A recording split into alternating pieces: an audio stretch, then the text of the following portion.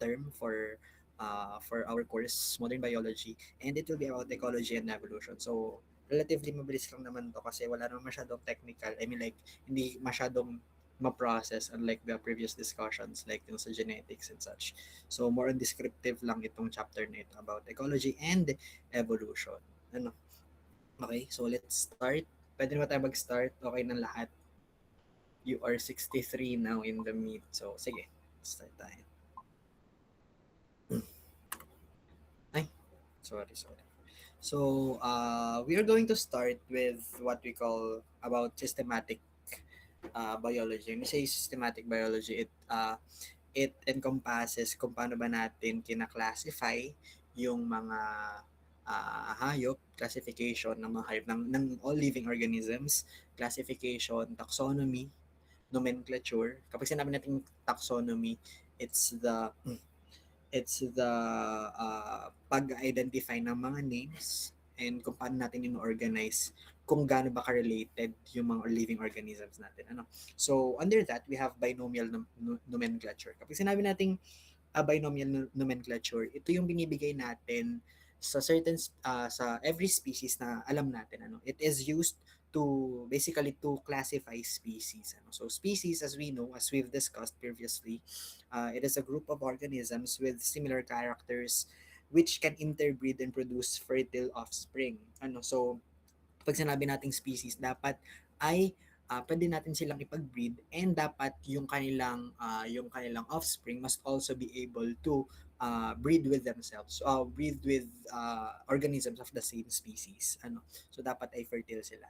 And genus naman, it is a group of similar species. So yung sa binomial nomenclature natin, which is the naming of species, yung nasa pinakaunang word, that is yung capitalized word, that is your genus name. And then yung padalawa, that is the, uh, which is the lowercase, yun yung species name naman natin. Ano? So halimbawa, for humans, for us, for modern humans, ang ating species name ay Homo sapiens. Ano? So Homo, that is our genus, and then yung sapiens, yun yung ating species name. Ano? So there are within our genus, within the same genus, there are other species pa. Kaso hindi na sila existent ngayon. Ano?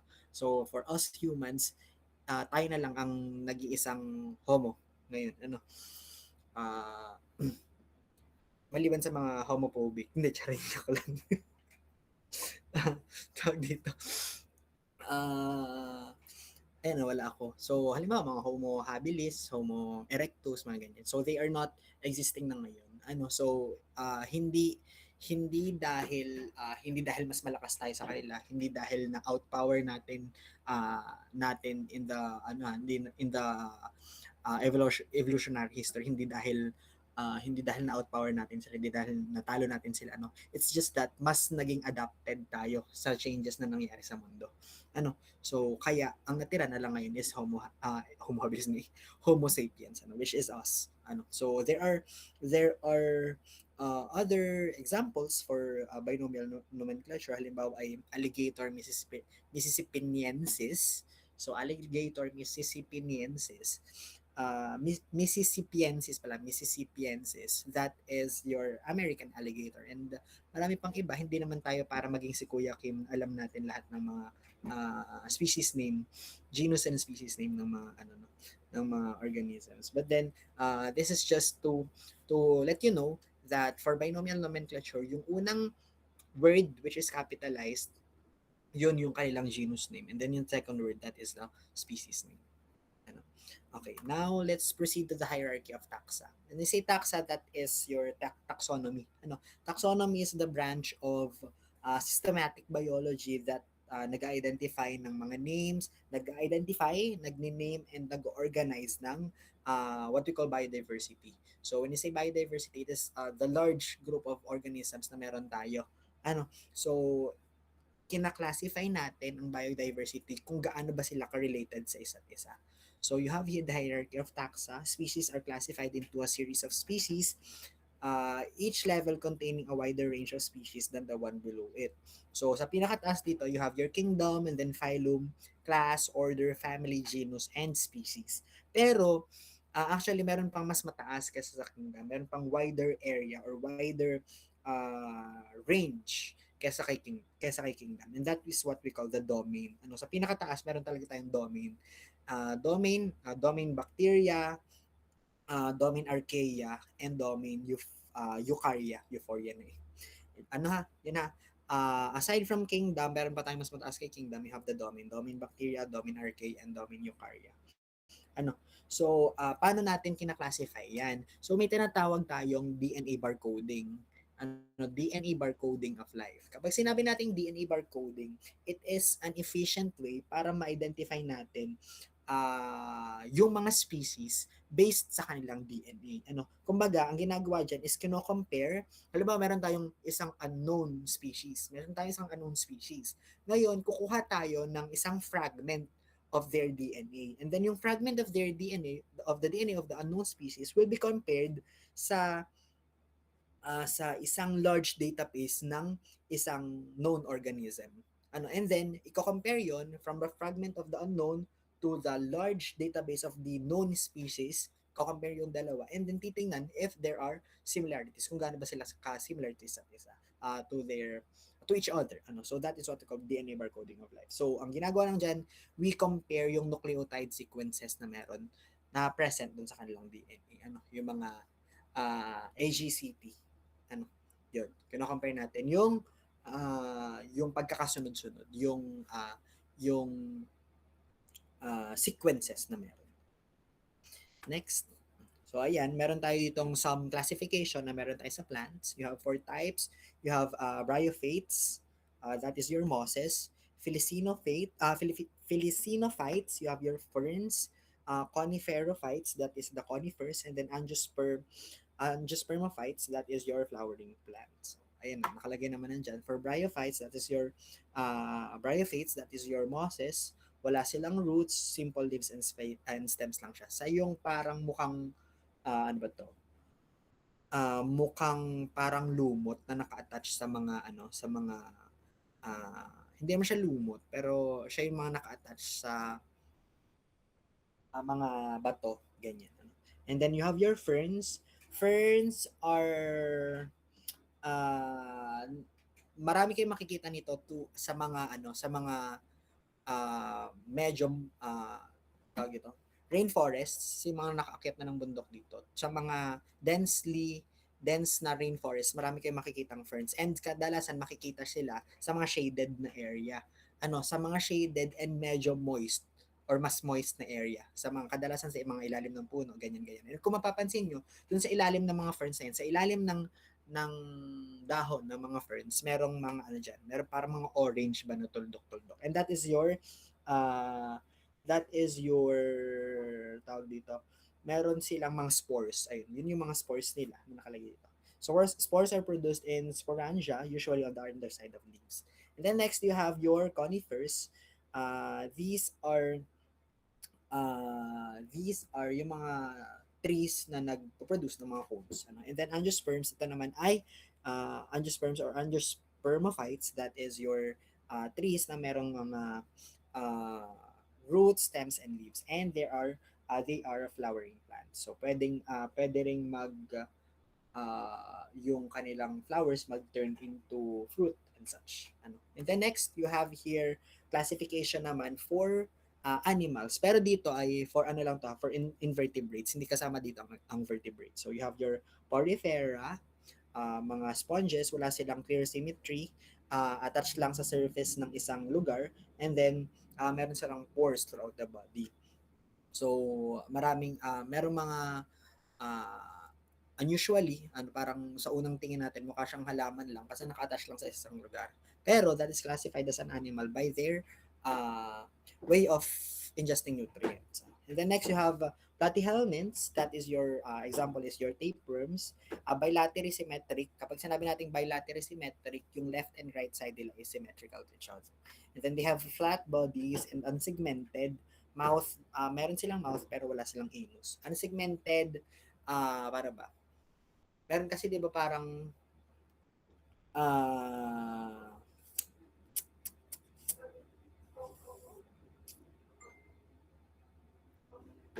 paano ba? kumbaga isang diretso lang yung katawan nila, walang putol-putol, ganun. And then mollusks, you have your snails. These are muscular foot, they have muscular foot and mantle, and they shells are usually present, pero may ibang mollusks na hindi na walang shell, ano. And then you have may mga segmentation sila pero hindi lang visible, and then meron silang mouth and anus. Yun yung pinagkaiba nila kay platyhelminths. And then Cnidaria, meron tayong radially symmetric. They have tentacles, stinging cells, mouth but no anus. Kapag sinabi nating radially symmetric, hindi siya left and right. Para siyang pabilog, diba? Ano, kaya radially symmetric siya. Ayun. Example is jellyfish. And then Annelida, we have bilaterally symmetric. They have bristles often present, and then they are segmented, and they have the mouth and the anus. And then arthropoda, you have bilaterally symmetric exoskeleton, segmented sila and joint and appendages. So, an example can ay crab, mga lobsters and such. Ayun. So much for that. So there are uh, these naman, ito naman yung magdi-discuss naman tayo about population kasi uh, nagkakaroon ng changes sa population depending on the behavior of these organisms. So population is a group of organisms of the same species who live in the same area at the same time. So kung ano lang yung same species at the same area, hindi dapat iba't ibang area, at the same time na nandoon sa area na yun, that is what we call a population. A population of biomedical engineering students, a population of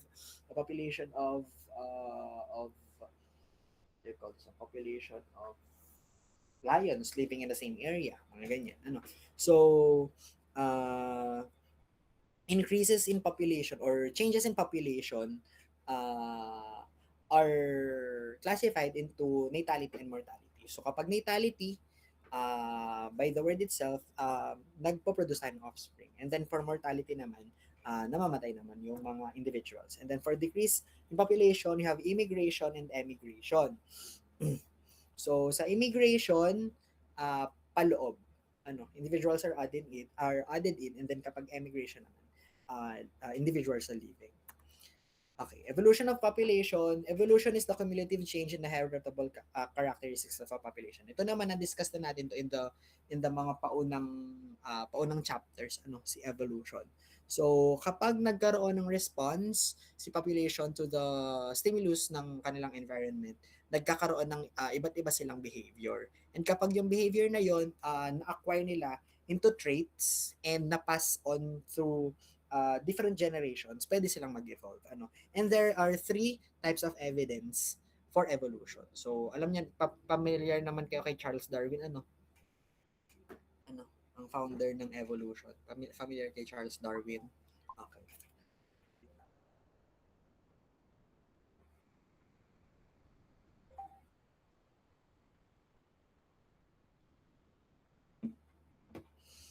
So first one is homologous anatomical structures. Second one is fossil records, and third one is selective breeding. So one by one, madidiscuss naman natin siya sa mga susunod na slides. Okay, next. We have homologous anatomical structures. Kung paano ba natin nasabi na nagkaroon tayo ng evolution? So there are remarkable similarities in structure between some groups of organisms. Organisms could share a common ancestor, and that could be traced kung paano nag-evolve yung kanilang anatomical structures. So homologous structures are structures that have developed from the same part of a common ancestor. So halimbawa, we can say that mas malapit yung ating ancestor sa mga hayop na merong four limbs kesa sa mga isda. So halimbawa, kasi 'di ba ang mga isda wala silang limbs and such. Wala silang limbs, but then lizards, alligators, mammals, birds, even birds, meron tayong mga four limbs. Ibig sabihin, mas malapit yung ancestors natin sa mga hayop na may four limbs kesa dun sa mga wala. And it branches. Merong mga may limbs na may scales, may four limbs pero may scales, those are your reptiles. Merong mga may limbs that evolved to have wings. That is your birds. And merong mga may limbs na na nag-evolve to have mammary glands. That is your mammals. So yung anatomical structures na yon, it is an evidence na tayo ay nag-evolve from a single ancestor. Ano? So halimbawa, paliitin natin yung classification ng evolution natin. Mag ano tayo, punta lang tayo dun sa mammals, those who have mammary glands. Ano yung pwede nating i-classify sa mammals? So, halimbawa, yung four limbs na meron. Regarding that four limbs, merong mga mammals na yung limbs nila is merong hooves. Alam niyo yung hooves? Merong mga hoof, ano, yung kumbaga ay merong, ang tawag dun? Yung sa baka, yung paa ng baka, di ba parang hooved siya? No? Paa ng baka, paa ng kalawa, ganyan. And meron namang mga mammals evolved to have limbs na kayang mag-grip. Ano yung mga mammals na ganun? Unggoy, apes, and humans, basically. So we can say na we evolved na mas malapit yung evolution natin from those species na merong kaparehas ng anatomical structures natin, which are basically monkeys, apes, and such. Kasi pare-parehas tayong nag-evolve to have hands that can grip. Ano? So, ayun. So, that is your homologous anatomical structures. Ano naman nagdi-distinguish sa atin from monkeys and other primates? That is your brain. We evolved to have larger brains than them. Kaya mas nakakapag-isip tayo. And we are rational beings. Ano? So, ayan. Naintindihan si homologous anatomical structures. So, basically, homologous anatomical structures just says na yung connection or your relationship between evolution of related species, mas nagkakaroon sila ng pagkakamuka with regards to their anatomical structures. Okay, next we have fossil record, paleontology. So, dito naman, nakikita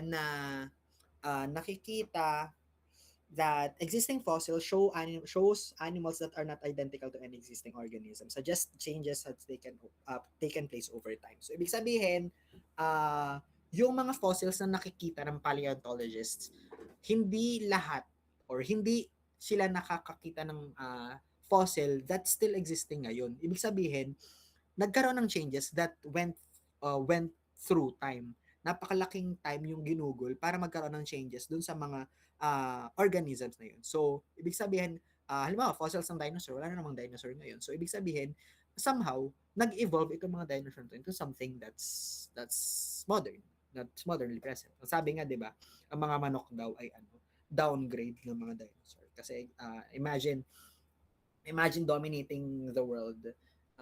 T-Rex pala. Imagine dominating the earth, roaming around for millions of years, tapos ngayon ginagawa ka lang chicken nuggets. Ayun yung sinasabi.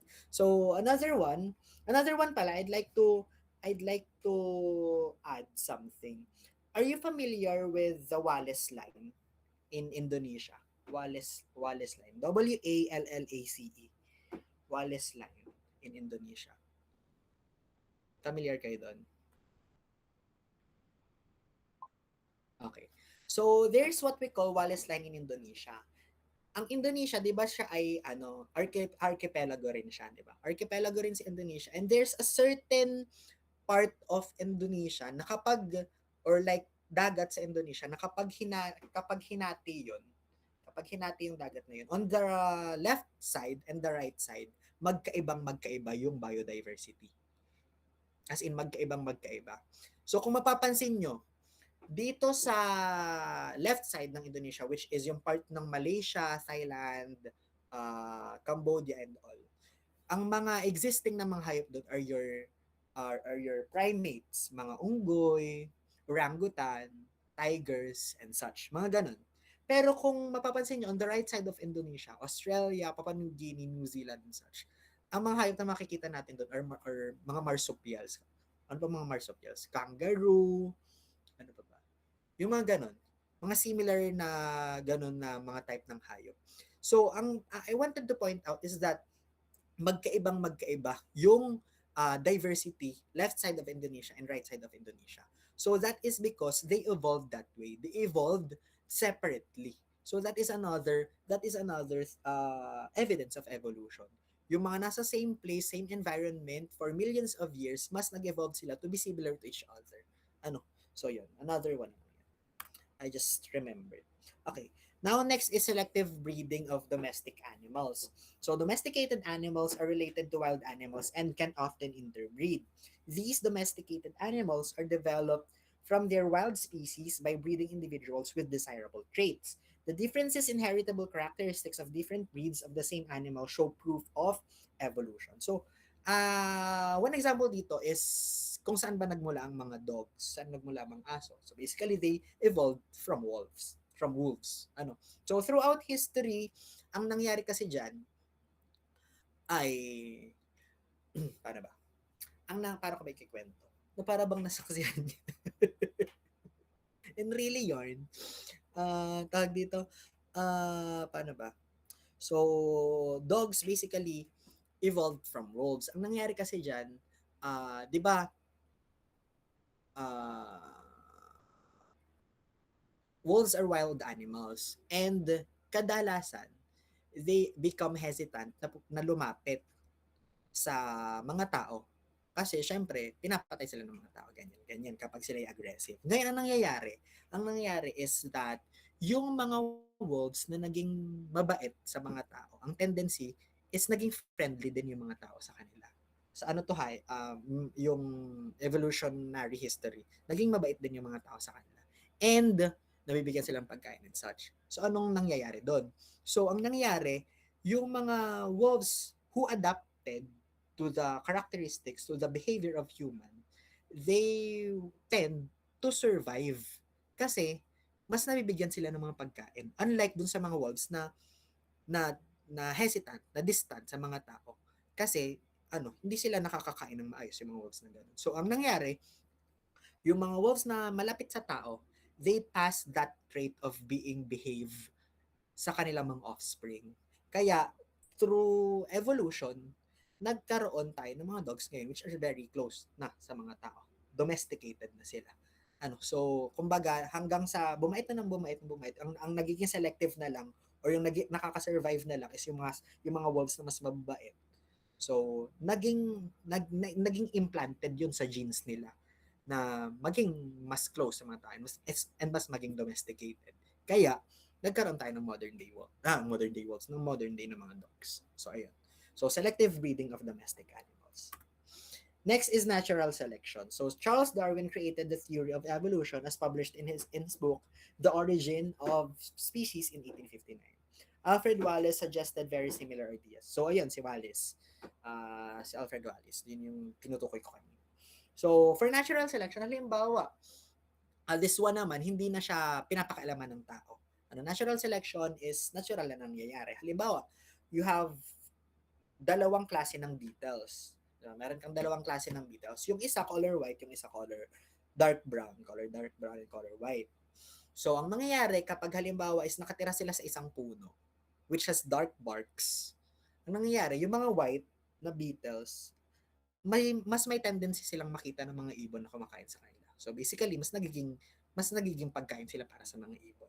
So ang matitira na lang is yung mga dark brown na mga beetles. So ibig sabihin, what I wanted to say is nagkakaroon tayo ng natural selection kung ano yung mas makaka-survive. Kasi naturally, sineselect ng environment kung ano yung mas may desirable characteristic, yung mas may desirable trait para magkaroon ng higher chance at survival.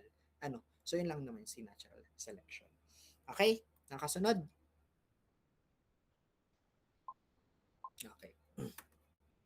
So next, explaining the theory of evolution. So for our observations, populations of living organisms tend to increase exponentially, yet the number of individuals in population remain nearly constant. So, ang nangyari, ang ating mga deduce mula doon ay more offspring are produced than the environment can support. So, there's a struggle for existence and some die and some survive. So, although mataas yung natality rate, tumataas din yung mortality rate kasi hindi kayang i-support ng environment yung number of population na meron. So, second one, living organisms vary. Some individuals have characteristics that make them well adapted to their environment. Some are not well adapted. So, ang nangyayari, yung better adapted individual tend to survive and reproduce more than those not well adapted. That is what you call natural selection. So, yun yung sinasabi ko kanina, yung sa beetles na magkaiba ng kulay. So, mas adapted sa environment, based on camouflage, sila yung mas nakaka-survive and reproduce. Next, you have much variation is heritable and it can be passed on to offspring. So ayun, better adapted individuals pass on their characteristics to more offspring than those not as well adapted. So the species characteristics evolve as one generation follows another. So ito naman yung example natin dun sa wolf. So dahil na inherit nila yung good genes or yung close to human genes, yung being close to human genes, mas sila yung napapass on to the succeeding generations. So yun yung napapass on sa mga offspring, and kaya nagkaroon tayo ng evolution towards being dogs, towards being domesticated dogs. Okay. Next is environmental change and evolution. So evolution acts in response to environmental change, and changes add to the evidence of evolution. So kapag nagkaroon ng changes sa environment, nagkakaroon ng response, nagkakaroon ng changes in behavior, and pwedeng ma-imprint sa DNA ng mga species and mag-evolve sila. So, yun naman. Sexual reproduction and evolution, variation is essential for natural selection and therefore evolution. Sexual reproduction promotes variation by allowing the formation of new combinations of alleles. Meiosis allows a variety of genetically different gametes to be produced by each individual. Fertilization allows alleles from two different individuals to combine in a new individual. Without sexual reproduction, the variation and capacity for evolution is less. So as I've said, kung hahanap ng aasawahin at magkakaroon ng offspring, maghanap ng mga malalayo, ng mga afam para mas maganda ang combination of genes. So, higher genetic differences, mas better. Kasi mas makakapag well adapt ang ating uh, ang ang offspring to different conditions. Next is trophic levels. Kapag naman sa trophic levels, we are undergoing communities naman. So communities are group of populations living together and interacting with each other. So ito ay iba't iba ng mga organisms. So ibig sabihin dito napapasok yung mga predation, kung paano nag-acquire ng nutrients, So trophic levels is happening where one population of organisms feed on another population. So we have what we call the food chains. These are sequences of trophic relationships where each member in the sequence feeds on the previous one. So I sino yun? I assume sino yung sino yung pumasok? May pumasok ba? Wait lang. Wala pumasok sa meet. Wait lang, wait. Ben, tumunog kasi. Baka ang lock. Hindi, wala naman siyang copy.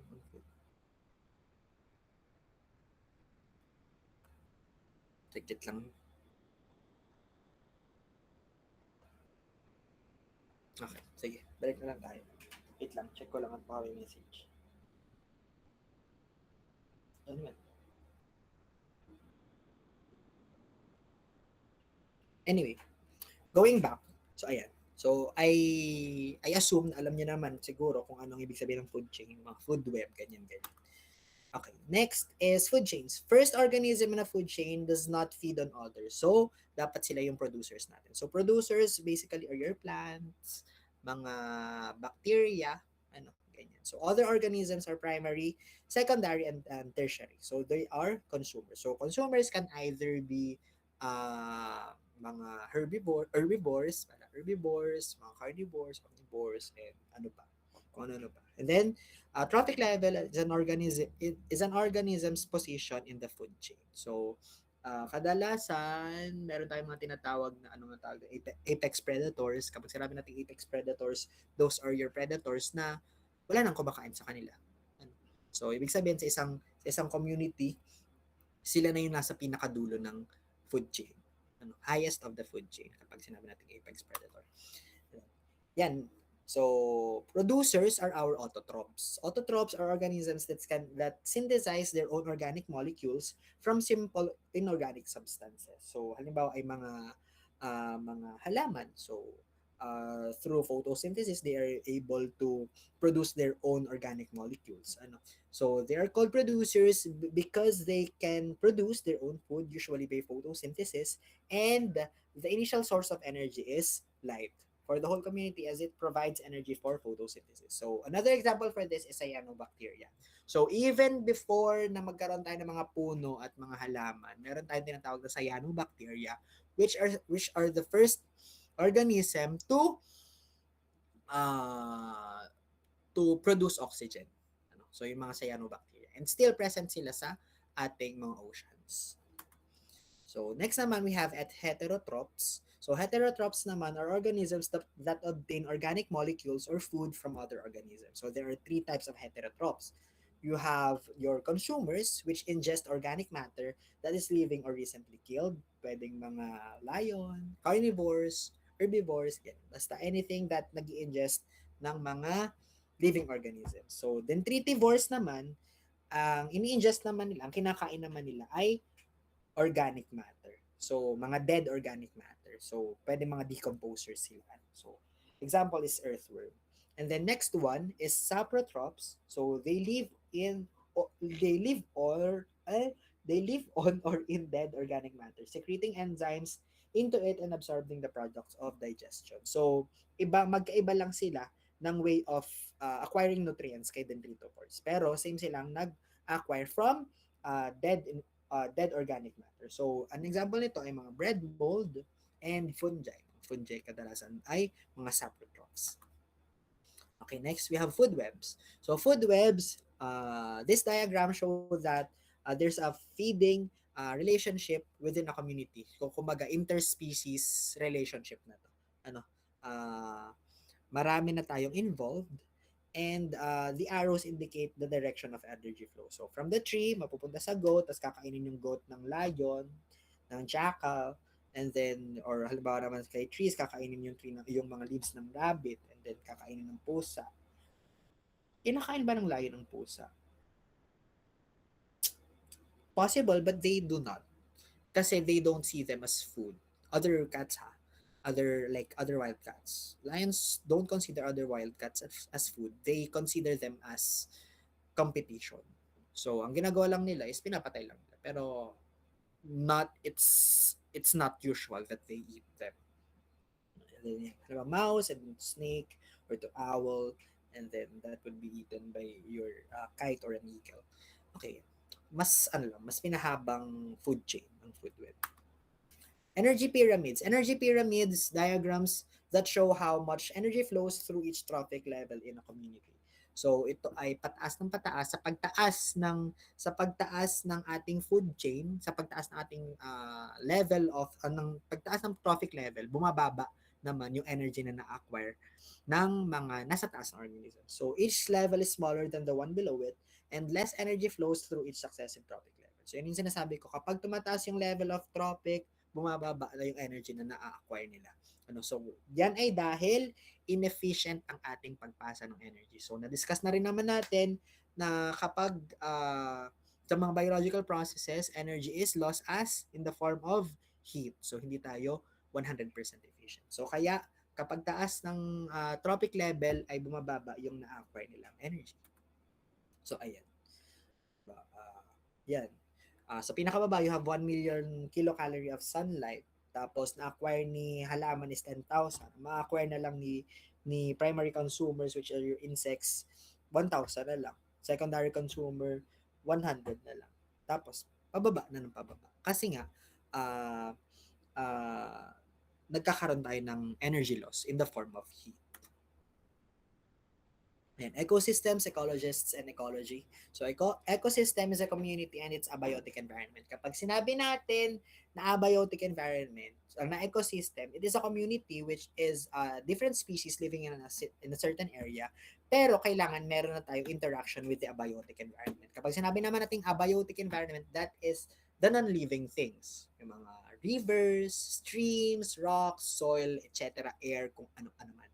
That is your ecosystem. So ecology is the study of relationships in ecosystems, both relationships between organisms and between their environment.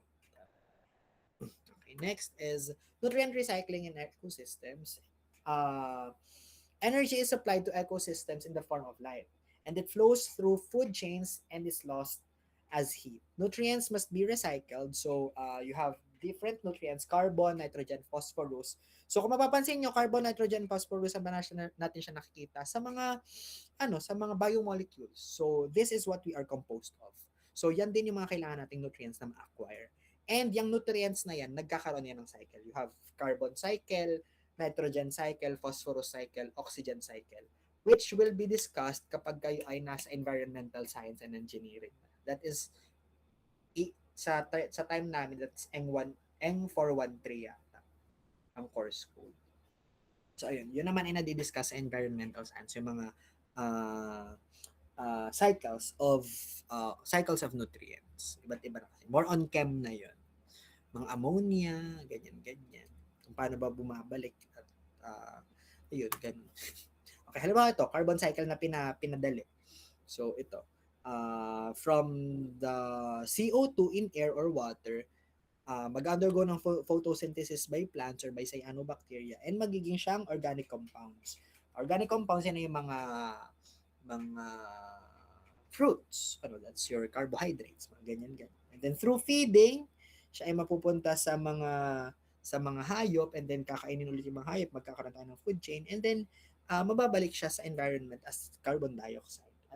And then magiging carbon din in fossils kapag si fossil natin is kinombust, or kapag halimbawa kapag sinindihan ang oil and charcoal, so that's what you call combustion, babalik din siya sa environment in the form of carbon dioxide and photosynthesis, and then ulit-ulit lang yung cycle.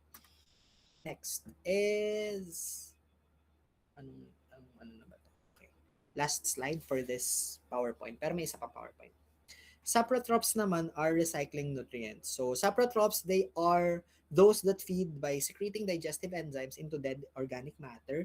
So these enzymes break down organic matter and release nutrients, and saprotrophs absorb the substances that they need from the digested organic matter. So kumbaga, they secrete enzymes. Yung enzymes na yun ang magbe-break down ng organic matter, ng dead organic matter, and then kapag na-breakdown na yun, it would release nutrients, and kapag yung nutrients na yun is readily available na for their ingestion, tsaka pa lang nila kakainin.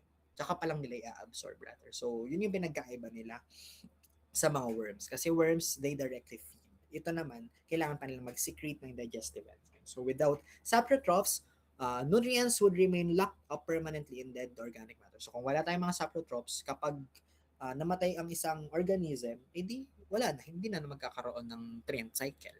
So hindi na magiging efficient, or hindi na magkakaroon na tayo deficiency in the nutrients na available sa earth. Okay. So wala na dito. Okay, nakakasunod naman kayo. So napunta tayo sa next.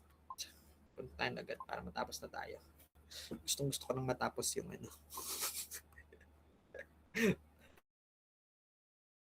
para gagawa na ako ng exam. Yehey. Bukas ako gagawa ng exam. Ang i-wish nyo ay tamarin akong gumawa ng exam. Para madali.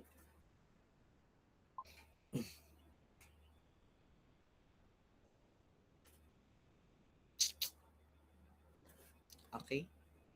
Ay, mamaya pala mag-upload pa ako ng activity nyo. Nag-upload pa ba ako ng activity?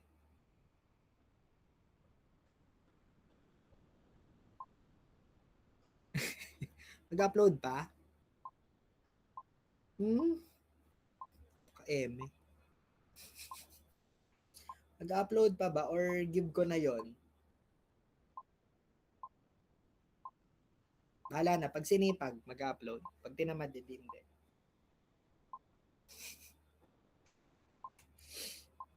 Okay. Seminar on species interaction. Sige na nga, hindi na mag-upload. Tapusin niyo yung, simulan niyo yung ano nyo, yung tawag doon, ano nga yun? yung case study nyo. Ano? O, mo box. Tawag dito, dahil hindi ako mag-upload, I need proof na meron na kayo nasimulan mamaya ng inyong case study. Ano? And then, di ba dapat ay 4 ang inyong activities, itatatlo na lang ngayon, gawa nung patatlo pa lang yung quiz. Kapag meron kayong binigay na proof mamaya na nakapag-start na kayo ng inyong case study, ipa-perfect ko na yung pang-4. Okay. Sige, para naman medyo mahila-hila yung mga bagsak ng exam. Tuwang-tuwa ako sa inyo. Okay, yun ang regalo ko sa inyo ha. Ano pang mid-year sale, charing. Anyway, next we have seminar on species interaction. So, ayan. So, sa species interaction, dito napapasok yung mga predation, mutualism, parasitism, chemicalism, gano'n. So, species interaction refers to direct and indirect interrelationship or association between different organisms, which could be between plants and animals, plants and animals, and animals, as well as microorganisms like bacteria, fungi, and the like. So, may tinatawag tayong species richness. Ano? Kapag sinabi nating species richness, ito yung pagli-list down or it is the list of various species na meron sa isang community. So kapag taas ng species richness, nagkakaroon tayo ng species diversity. So species diversity is the measure of species richness and the relative abundance of different species within the community. So ibig sabihin ko lang, kapag dami ng species sa isang community, mas nagkakaroon ng mas madaming roles sa community. Mas maraming nakakapag-perform sa iisang role sa community. And pagdami ng species isang community ay mas nagiging stable yung community. Kasi kapag halimbawa may isang species na nawala, merong pwedeng pumalit dun sa species na yun. And that is the problem of Manila Bay. Si Manila Bay kasi, although it's still a living ecosystem, meron pa rin namang iilan ng mga living organisms na present doon. Kaso nga lang, throughout history, bumababa na yung number of species doon. And there are certain roles na nawala na. Kapag wala nang nagpe-perform ng kahit anong role sa isang community sa Manila Bay, halimbawa, kapag wala nang kahit anong organism na nagpe-perform ng kahit anong role doon, yun na yung tinatawag nating ecologically dead na yung community na yun. Tsaka pa lang natin siya matatawag na ecologically dead. But ngayon, since meron pa namang nagpe-perform ng iba't ibang ng kahit pa paanong role sa Manila Bay, hindi pa siya naman technically ecologically dead si Manila Bay. So, there are different roles of species in an environment, and as I've said, kapag mas madaming species na nagpo-perform doon sa role na yun, masasabi natin mas stable yung ecosystem na yun. So yun. And yung pag-perform nila ng role na yun, it is related dito kung paano sila nagkakaroon ng relationship with each other. So there are different types of species interaction. You have competition, interspecific, and intraspecific. Negative, ibig sabihin, parehas negative on both species. Yun ang nangyayari. Or on both organisms, yun ang nangyayari. Predation, isang positive, isang negative. Ibig sabihin, may isang nagbe-benefit, may isang hindi. Parasitism, positive, negative din. Commensalism, positive and zero. Kapag zero, that is walang nangyayari sa kanya. Hindi siya naka-harm, hindi siya nagbe-benefit. And then mutualism naman, positive, positive. Parehas nagbe-benefit. And then amensalism, yung isa negative and yung isa walang nangyayari.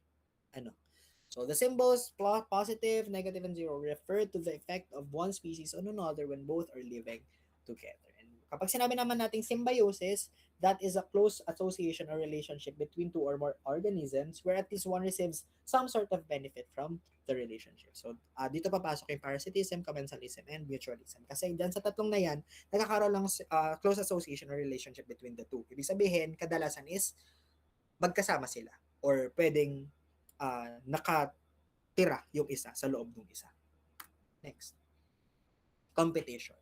So, competition is the mutual use. Nangyayari siya kapag nagkakaroon ng mutual use of limited resource by populations of two or more species. So, each individual adversely affect another in the quest for food, living space, mates, or other common needs. When individuals harm one another is attempting to gain a resource. So, kumbaga, basically, self-explanatory naman to. So, members of different species or even the same species try to use a resource in a limited supply. So, halimbawa, there's a limited number of female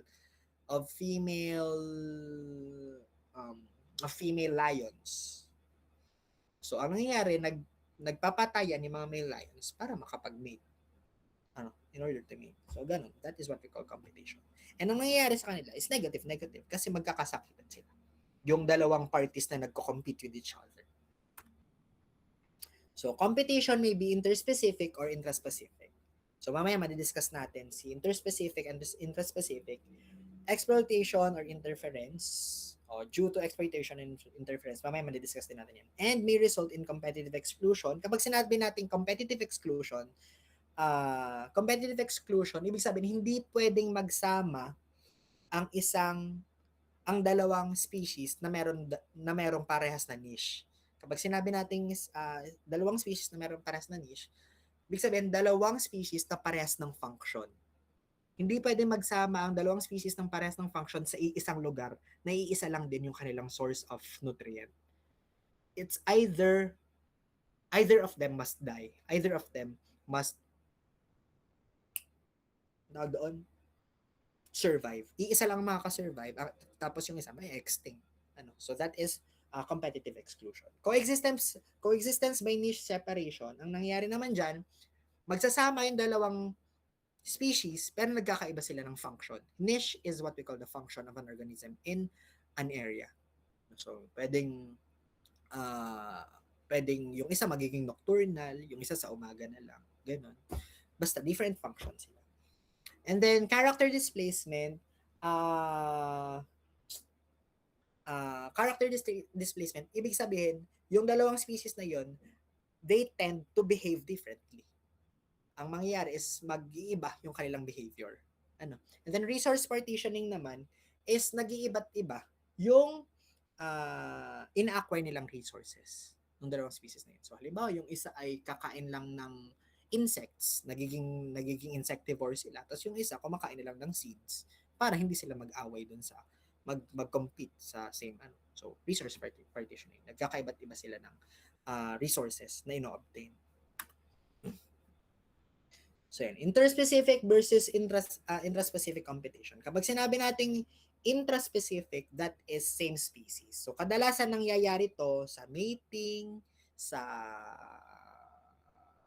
habitat, nangyayari yan kapag halimbawa, one example is kapag merong certain territory, halimbawa, pride of lions, may certain territory sila. So, interspecific yung competition nila kasi mag-away-away yung different prides in competing for the same territory. Ganun. Kapag intraspecific, same species. Different species naman, kadalasan ito yung boss of food, yan, lions and hyenas, ganyan. Ganun.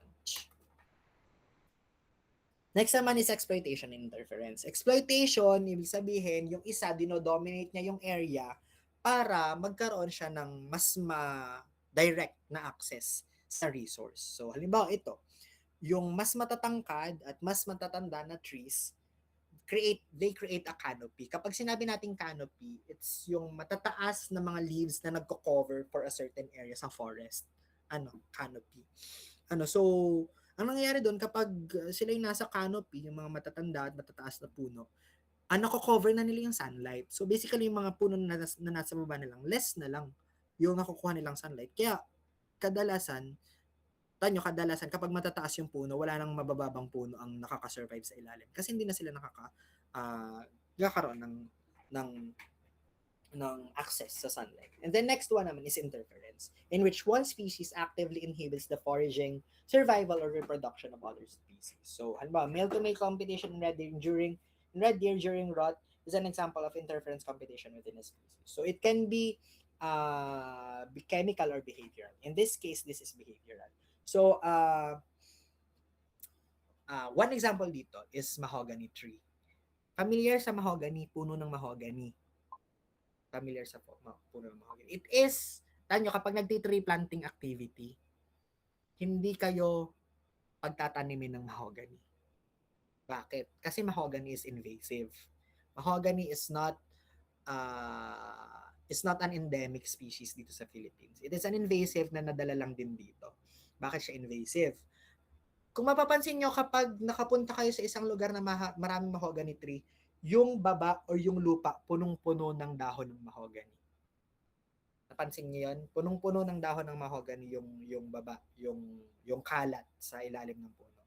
Yung dahon ng mahogany na yun, may sinasecrete siya na certain chemical, and yung chemical na yun is pumapatay sa ibang puno na pwedeng tumubo doon. Kaya siya ay invasive. So it interferes, inhibit siya ng survival ng ibang organisms in the same area. Kaya si mahogany is not recommended sa mga, hindi talaga siya ginagawang bida ng mga tree planting activity. And so yeah. Next, results of competition. Strong competition can lead to competitive exclusion, local elimination of competing species. So coexistence of single species or different species within an habitat but in different niches. So, ang nangyari dito is competitive exclusion. Ito yung sinasabi ko kanina. Competitive exclusion, pwedeng mamatay entirely yung isang species kasi natatalo siya ng kabila. And that is competitive exclusion. And coexistence naman, pwedeng different species in the same area, na kumakain ng same na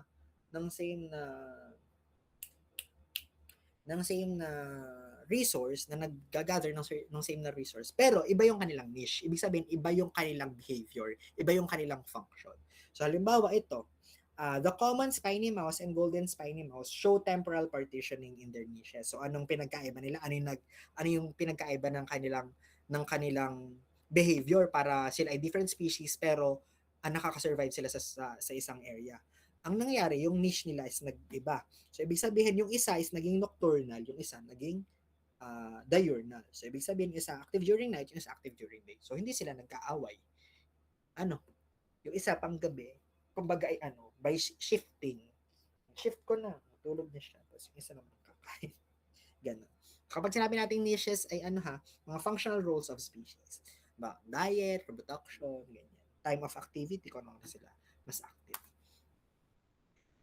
Next, you have results of competition, that is resource partitioning and character displacement. So this is the division of resources due to resource partitioning, and further from resource partitioning, character displacement occurs, which help in obtaining the resource more efficiently. So ito, halimbawa, ayan, adaptive radiation in Galapagos finches. So these are finches. So, iba't ibang species ng finch, pero naging iba yung kanilang resource na ino-obtain. Yung iba, mainly insect na lang kinakain kasi nasa same area sila. Yung iba, mainly seeds lang kinakain. Yung iba, cactus seeds and parts yung kinakain. Iba, buds and fruits. So, ano nangyayari? Nagkakaroon tayo ng resource partitioning. Pinapartition yung resource. Nagiging main diet nila is a certain resource na lang para makapag-coexist sila sa isang lugar. And then character displacement naman, that is in response to resource partitioning. Character displacement, nagkakaroon sila ng different behavior, ng different anatomical structures in response kung ano ba yung kinakain nila. So kung mapapansin nyo, iba't iba itsura ng beak nila, no? Ganyan. Iba't iba yung hugis ng mukha nila. So that is in response kung ano yung kailangan nila to survive. Next, we have predation. Predation naman is when one organism of one species or predator consumes part or all of another organism of another species. So, kinakain. Can be herbivores or plant eaters or carnivores, meat eaters. This is a win-lose relationship, syempre, kasi pinapatay ng mga predator yung mga prey. Gustong-gusto kong pinapanood yan sa Animal Planet nung bata ako. Medyo weirdo din ako nung bata ako. Hanggang ngayon. Sa totoo lang. Ako ay subaybay ko ang Animal Planet ng bata ko. Tsaka National Geographic Wild. Anyway, na kami ay parasitism. May pagka-parasitism kami nun. Kasi bakit? Kasi kami nakikiconnect lang sa sa cable ng kapitbahay na. Parasite kami sa kanila. Nakikiconnect lang kami sa cable. Hindi, nakakapanood naman ako ng Animal Planet. Anyway, so ayan. Next, we have parasitism. So in parasitism naman, positive negative pa rin yung interaction. One organism, the parasite, derives nourishment from another organism, its host, which is harmed in the process. So anong pinagkaiba nila sa predation? Eh parehas naman na positive negative, parehas namang kinakain or nagkumukuha ng nourishment from the organism. Sa parasitism, pwede na sa loob sila ng host nila, on or in the host sila nakatira. So, not necessarily, hindi nila pwedeng patayin yung host nila. Kasi, doon nga sila nakatira mismo. Halimbawa, tapeworms. Halimbawa, mga kuto. Di ba? Yeah. So, they are parasites kasi inaagaw nila yung nutrition ng host nila. Pero, hindi nila pwedeng patayin kasi mamamatay din sila. Mawalan sila ng tirahan. Often for a long period of time. Parasitism has negative effects on hosts but do not usually kill hosts. Kadalasan nakakapatay sila ng hosts kapag may dala silang mga sakit. Ano, halimbawa ay mga mga sa mga aso natin, halimbawa ay mga garapata, tapos may dala pala ng mga sakit, mga bacteria, ganyan, napapass on to different dogs. Ganyan. So, doon namamatay na. It consists of a wide range of organisms, including virus, bacteria, protists, fungi, plants, and invertebrates, including arthropods. So you have their tapeworms, mga ganyan. 50% of the species on Earth typically feed on only one or a few host species. Next is kinds of parasitism. You have obligate parasites. So that is totally dependent on host to complete its life cycle. So ibig sabihin, doon sila pinanganak, doon sila lalaki, doon sila ano. So yun, that is obligate parasites. Facultative parasites naman, not entirely dependent. So, halimbawa, meron lang certain life stage nila na doon sila nakatira. Or pwedeng doon lang sila naglay ng eggs, doon lang sila nag-hatch. So, that is facultative parasite. Based on place of presence of parasite naman, you have ectoparasites that is on the surface of the host. Halimbawa, mga mite sa puno, mga kuto sa tao, garapata sa aso, sa pusa, ganyan. So, they live on the surface. And then endoparasites naman, they live inside the hosts. Diba mga kapag hindi kayo pinurga, hindi yung mga bulate na sa tiyan. So, sa loob na ng tiyan sila nakatira. Ganun. So, examples of parasitism ay eyeworm, kita nyo naman, and then dodder plant. So, dodder plant is a parasite type sa mga halaman, para sa mga vines na maliliit. Next, we have commensalism. Commensalism naman, yung isa nagbe-benefit, yung isa walang pakialam. So, halimbawa ito, cattle egrets are often found around grazing herbivores. So, ang nangyayari dyan, walang pakialam yung mga grazing herbivores such as African buffalo. Pero yung egrets, kinakain nila yung mga parasites na nakatira doon sa mga cattle. Halimbawa is yun nga, mga malalaking garapata, mga kung ano mang parasites. So, species involved live together without entirely entering into any kind of physiological exchange. So, an association between two organisms in which one benefits and the other derives neither benefit nor harm. Next is commensalism, epiphyte. This is just another example. An epiphyte is a plant that grows upon another plant. Growing on another plants give epiphyte better access to sunlight and moisture. So, ayan, ang example ay orchid species. So, may mga orchids kayo makikita sa mga rainforest, they live sa taas ng mga puno. Hindi sila nakaka-harm dun sa puno mismo, pero dahil dun sa tulong ng puno na yun, mas nakakaroon sila ng access to sunlight and other resources. Ganun. Mutualism naman is parehas. Parehas namang nag-benefit. So, kaya nga mutuals.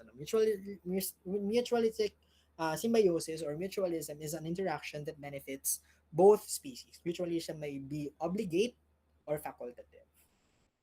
Obligate, necessary for survival of one or both species. Facultative naman, one species may survive in the absence of the other. The basis for agricultural domestication of plants and animals. Okay, next. Yan.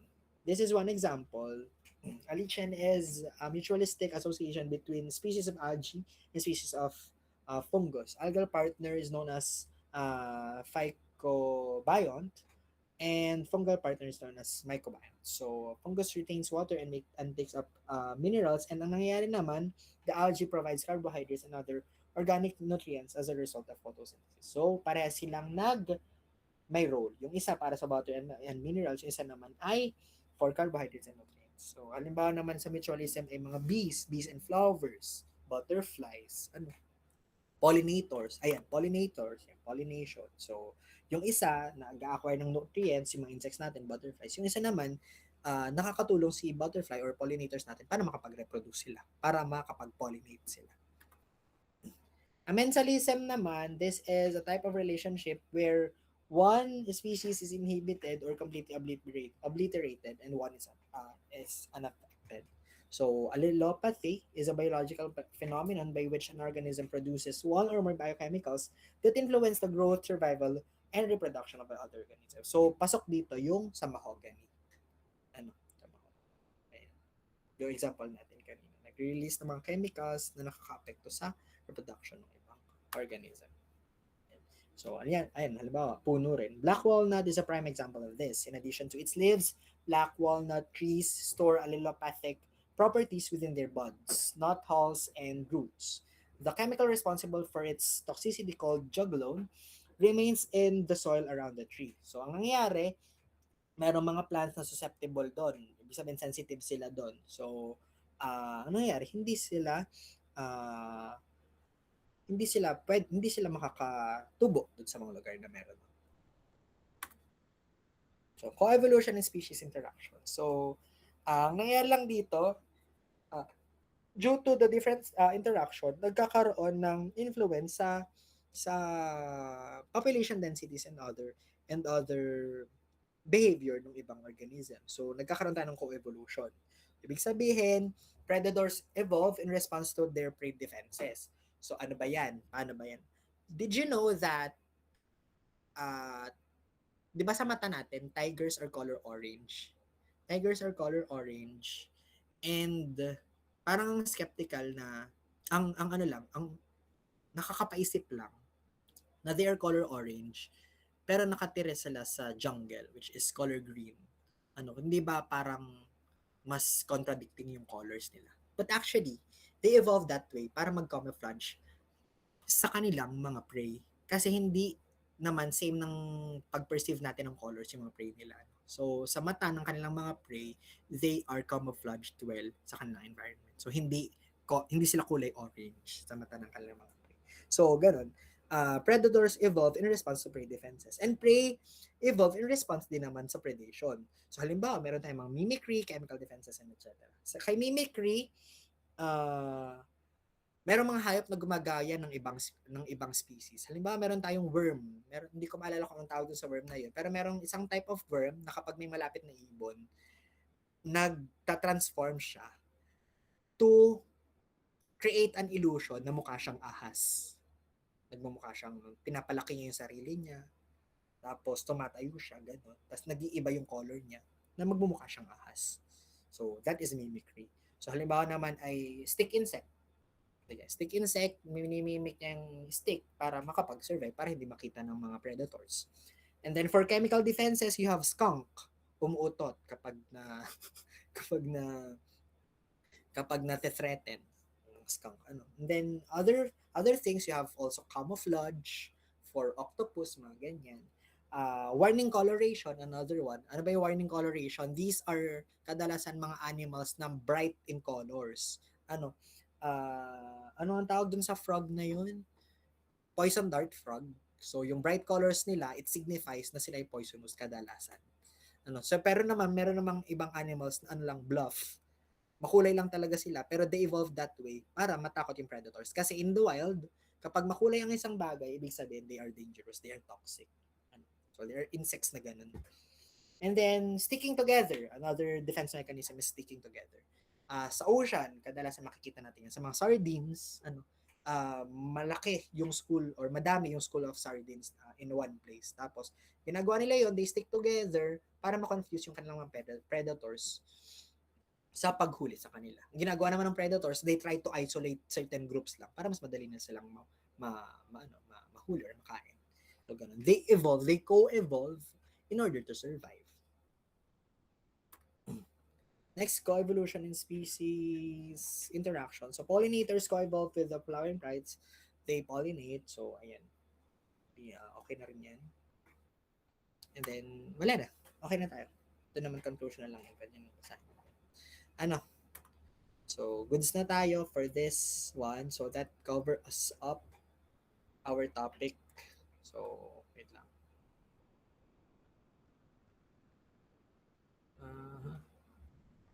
Stop sharing na tayo.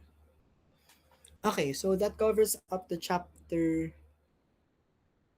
7. So, ayun, tapos na tayo for the entire semester. So, ayun ha, again, ang coverage ng inyong final exam is genetics, yung kahapon, mechanobiology, tsaka itong chapter 7 na diniscuss ko ngayon. And then, ayun, hindi na ako mag-upload ng activity mamaya. So, I just need a proof. Mag-upload na lang ako ng, sige, upload na ako ng ano ngayon. Sa case study. Wait lang.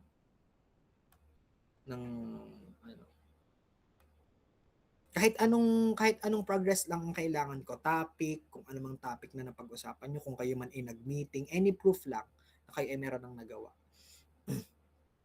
Assignment, case study, progress.